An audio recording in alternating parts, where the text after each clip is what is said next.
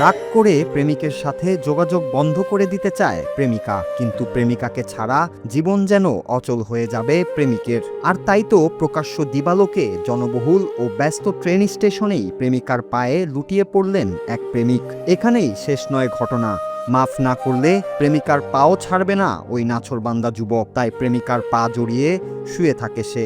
এমন দৃশ্য দেখে হতবাক হয়ে যান উপস্থিত যাত্রীরা। কেউ কেউ নিজেদের মুঠোফোনে ধারণ করেন এই দৃশ্য, যা এখন ভাইরাল নেট দুনিয়ায়।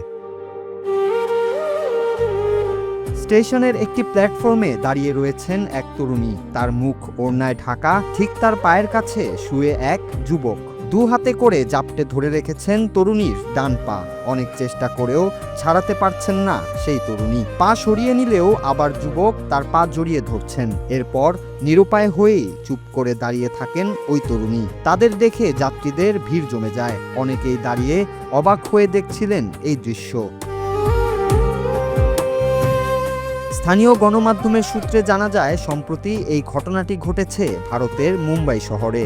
মুম্বাইয়ের ব্যস্ত বরিবলি স্টেশনে ঘটেছে এই ঘটনা। উপস্থিত ব্যক্তিদের ভাষ্য, দীর্ঘক্ষণ ওই তরুণীর পা ধরে শুয়েছিল ওই যুবক। স্থানীয়দের ভাষায় সে যেন সাপের মতো পেঁচিয়ে আঁকড়ে ধরে রেখেছিলেন ওই তরুণীকে। কিছুতেই পা ছাড়াতে পারছিল না ওই তরুণী। কিছুক্ষণ পর রেল পুলিশও উপস্থিত হয় ঘটনাস্থলে। পুলিশি পদক্ষেপে তরুণীর পা ছেড়ে উঠে দাঁড়ান ওই প্রেমিক।